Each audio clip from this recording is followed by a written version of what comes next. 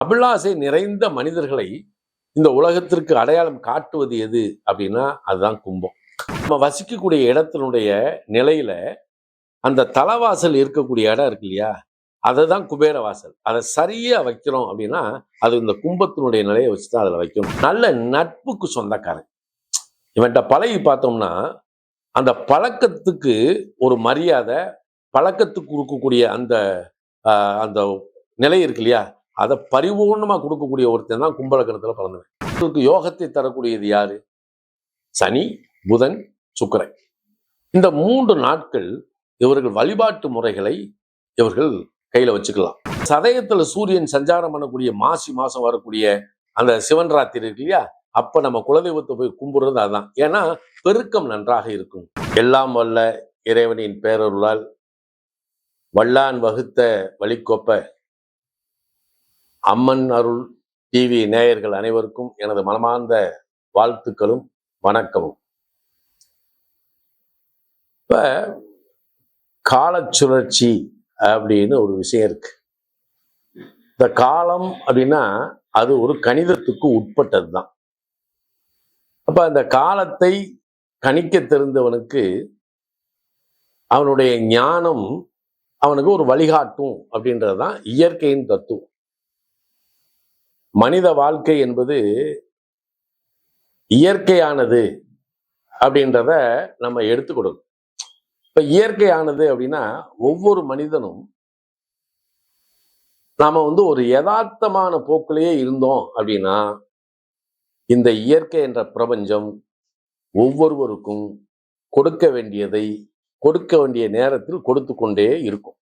இதுல மாற்றம் இல்லை. அப்ப நமக்கு யதார்த்த போக்கு அப்படின்னு இருக்கணும்.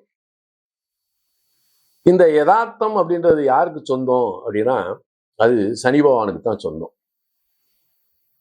நம்ம ஒவ்வொரு ஜாதகத்திலையும் ஒவ்வொரு ஜாதகத்துக்கும் ஒரு தனித்தன்மை அப்படின்னு ஒண்ணு இருக்கு. இப்ப அந்த தனித்தன்மை அப்படின்னா என்ன? ஆனா இப்ப 12 லக்கணம் தான் இருக்கு. 12 ராசியை நம்ம லக்கணமாவும் எடுத்துக்கிறோம், ராசியாவும் எடுத்துக்கிறோம். ஆனா இந்த 12 ராசியில இருக்கக்கூடிய அந்த லக்கணத்துல இருக்கக்கூடிய இது 12 தான். உலகத்துல இருக்க அத்தனை கோடி உயிர்களும் இந்த 12க்குள்ளதான் பிறக்குது. மாத்தியெல்லாம் பிறக்கிறதுக்கு இல்லை. ஆனா இதுலதான் ஒருத்தர் முகமாதி அவனு இன்னொருத்தனுக்கு இல்லை, அவனுடைய கோணம் இன்னொருத்தனுக்கு இல்லை, இவனுடைய செல் அவனுக்கு இல்லை. அப்ப இந்த இடத்துலதான் மனிதனுடைய இயல்பான நிறம், மனம், குணம் இதெல்லாம் மாறுது. ஒவ்வொருத்தருக்கும் ஒரு மாறுது. அப்ப இது எதனால அப்படின்னா நவக்கிரகங்களான நமக்கு தெரியும். இப்ப கேஷுவலா நம்ம எடுத்துக்கிட்டோம் அப்படின்னா இந்த உலகத்துல நாம பிறந்துட்டோம், எல்லாருமே பிறந்துட்டோம். ஆனா நமக்கு பூராமே ஆசைப்படாத மனிதர்கள் யாருமே கிடையாது. இந்த ஆசை அப்படின்றத விட அபிலாசை நிறைந்த மனிதர்கள் அப்படின்னு சொல்லுவோம். இந்த அபிலாசை என்பது என்னதுன்னா வேணும் அப்படின்னு கேட்கறது, வேணும்னு விரும்பி போறது, அதுக்கு தான் அபிலாசைன்னு பேர். அப்ப எல்லா இடத்துலையுமே ஒரு அபிலாசை இருக்கு.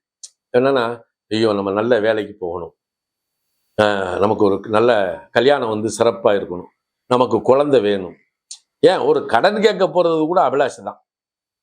அப்ப அபிலாசை நிறைந்த மனிதர்களை இந்த உலகத்திற்கு அடையாளம் காட்டுவது எது அப்படின்னா அதுதான் கும்பம். ஏன்னா போன ஜென்மத்துல இவங்க ஆசைப்பட்ட அத்தனையும் இந்த ஜென்மத்துல இயற்கையாக இறையருளோடு எடுத்து கொடுக்கக்கூடிய வீடு தான் கும்பம். அதுலதான் பிறப்பாங்க. இந்த கும்பத்துல பிறந்தோம்.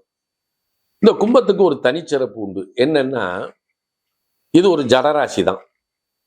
இதனுடைய சிம்பல் என்ன வச்சிருக்கான் அப்படின்னா கும்பம். நீங்க ஒரு ஒரு ஒரு கலசத்தை எடுத்துக்கொள்வோம், அதுல நூலை சுத்தி ஒரு மாவளையை வச்சு ஒரு தேங்காய் வச்சுட்டா சரி, சந்தன கும்பம் வச்சுட்டா சரி, போறேன் வாரேன் போற கும்பிட்டுக்கிட்டு இருப்பேன்.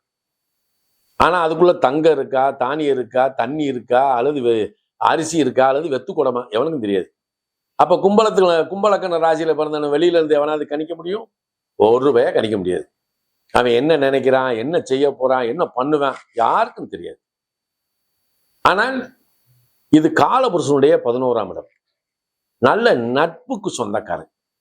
இவன்கிட்ட பழகி பார்த்தோம்னா அந்த பழக்கத்துக்கு ஒரு மரியாதை, பழக்கத்துக்கு கொடுக்கக்கூடிய அந்த அந்த நிலை இருக்கு இல்லையா, அதை பரிபூர்ணமா கொடுக்கக்கூடிய ஒருத்தன் தான் கும்பலக்கணத்துல பிறந்தவன். நீங்க ஒரு வழக்கு நடக்குன்னு வைங்களேன், ஒரு கேஸ் நடக்கு, தற்செயலா இந்த கும்பலக்கண ராசியில பிறந்தவனை வந்து மாப்பிள்ள அப்படியே கோர்ட்டு போயிட்டு வந்துருவோமா அப்படின்னு வரேன், அவனை கூட்டிட்டு போங்க, அந்த கேஸே சக்சஸ் ஆயிரும். அப்ப ஒரு ஒரு கல்யாணமே ஆகலை, தடங்களாவே இருந்துகிட்டு இருக்கு, வருத்தப்பட்டுக்கிட்டு இருக்கும். இதுல எதோச்சியா கும்பத்தில் பிறந்தவன் வந்து நமக்கு ஒரு நட்பா காலம் கொடுக்குது. ஒன்னா பொண்ணு பார்க்க போகும்போது பொண்ணு வீட்டுக்கு இவனோட கூட்டிட்டு போறோம், ஈஸியா சக்சஸ் ஆயிரும். அப்ப இவனை நாம எங்க கூட்டிட்டு போனாலும் அங்க வெற்றி என்ற இலக்கை நாம் அடைவதற்கு உறுதுணையாக இருப்பது இந்த கும்பலக்கணம் தான். இதை எப்படி சொல்லியிருக்காங்க அப்படின்னா, இதுலதான் குபேர வாசல் அப்படின்னு சொல்றாங்க. அந்த கும்பத்தை வந்து குபேர வாசல் அப்படின்னு சொல்றோம். நாம வசிக்கக்கூடிய இடத்தினுடைய நிலையில அந்த தலைவாசல் இருக்கக்கூடிய இடம் இருக்கு இல்லையா, அதுதான் குபேர வாசல். அதை சரியா வைக்கிறோம் அப்படின்னா அது இந்த கும்பத்தினுடைய நிலையை வச்சுதான் அதுல வைக்கணும். அப்படி வச்சா அந்த இடம் குபேரனுடைய அனுக்கிரகம் பரிபூர்ணமா கிடைக்கும் அப்படின்னு சொல்றோம். அப்ப இந்த இடத்துலையும் பாருங்களேன், இவர்களுக்கு லக்னாதிபதி ராசியாதிபதி சனி, பஞ்சமாதிபதி புதன், பாக்கியாதிபதி சுக்கிரன், இந்த 3 நிலையில இவங்க உள்ள வர்றாங்க. அப்ப சனிக்கிழமை இது வந்து ஏன்னா இது ஒரு காற்றாசி, ஸ்திர ராசி, சூறாவளிய நிலை, சூறாவளி மாதிரி இது இருக்கும். பல பேர் இந்த கும்பலக்கணத்துல வேகமா மேல வருவாங்க, திடீர்னு அந்த இது டவுன் ஆயிரும். இப்படி பல பேர் இருக்காங்க. ஆனா இவர்களுக்கு யோகத்தை தரக்கூடியது யாரு? சனி, புதன், சுக்கிரன். இந்த 3 நாட்கள் இவர்கள் வழிபாட்டு முறைகளை இவர்கள் கையில வச்சுக்கலாம். அதுலயும் இந்த சனிக்கிழமை ரொம்ப உகந்த நாள்னாலும் கூட இந்த இடத்துல ஒரு அற்புதமான நட்சத்திரம் இருக்கு, சதய நட்சத்திரம் அப்படின்ற நட்சத்திரம். இந்த சதய நட்சத்திரம்னா நம்ம பாரம்பரியத்தினுடைய ஆதியில ஒரு பாட்டன் இருப்பான் இல்லையா, ஆதி ஒரு பாட்டன், அவனை தான் நம்ம குலதெய்வம்னு சொல்றோம். அப்ப அந்த சதய நட்சத்திரத்துலதான் உயிர் தோட்டத்தினுடைய பெருக்கம் அப்படின்றது அந்த இடத்துலதான் இருக்கு. அதனால இந்த சதயத்துல சூரியன் சஞ்சாரம் பண்ணக்கூடிய மாசி மாசம் வரக்கூடிய அந்த சிவன் ராத்திரி இருக்கு இல்லையா, அப்ப நம்ம குலதெய்வத்தை போய் கும்பிடுறது அதான். ஏன்னா பெருக்கம் நன்றாக இருக்கும் அப்படின்றதுனால. அப்ப இந்த இடத்துல இருக்கக்கூடிய அந்த ராகுக்கு அவ்வளவு அபரிவிதமான பவர் இருக்கு. அப்ப இந்த ராகுவை நம்ம கையில எடுத்துக்கிட்டு பாக்கியாதிபதி ஆகிய சுக்கிரனை கையில எடுத்து வெள்ளிக்கிழமை நாம ஒரு கோயிலுக்கு போய் பழகணும். இந்த இடத்துலயும் நம்ம ஒண்ணு கவனிக்கணும். இந்த வெள்ளிக்கிழமை கோயிலுக்கு போறோமே, அம்மன் கோயிலுக்கு போகலாமா? போ, தப்பெல்லாம் கிடையாது. அதே மாதிரி கருப்பணசாமி ஐயனார் கோயிலுக்கு போகலாமா? சூப்பரா போகலாம். ஏன்னா கும்பத்தில் பிறந்தவன் ஒருத்தனுக்கு ஆதியில இவங்க தாத்தன் பாட்டன் பூரா பூசாரி வர்க்கத்திலே இருந்திருப்பாங்க. அதனால அந்த குலதெய்வ அனுக்கிரகம் இவர்களுக்கு இயற்கையாகவே இருக்கும். ஆனா அதுல இருந்து இந்த கருப்பணசாமி ஐயனார் இந்த மாதிரி போய் வழிபடும் போது இவர்களுக்கு மேன்மையும் சிறப்பையும் அவங்களுக்கு அள்ளி கொடுத்துரும். எப்படி பாருங்க, அப்பேற்பட்ட ஒரு அற்புதமான சக்தி படைத்தது லக்னாதிபதி சனியே பாக்கியஸ்தானத்துல உச்சம். அப்ப வெள்ளிக்கிழமை தோறும் புதன்கிழமை போகலாம், வெள்ளிக்கிழமை போகலாம், சனிக்கிழமை போகலாம், தவறே கிடையாது.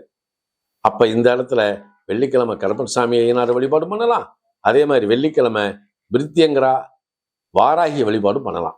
இவர்களுக்கு நல்ல ஒரு மேன்மையும் யோகத்தையும் விருத்தியையும் தடையில்லாது கொடுக்கக்கூடிய ஒரு நிலை இவர்களுக்கு இயற்கையாக உண்டு. என்ன நண்பர்களே, இந்த கிழமைகளை நீங்க வழிபாடு பண்ணி பாருங்க, உங்க வாழ்க்கையினுடைய முன்னேற்றம் மிக சிறப்பாக இருக்கும். நன்றி.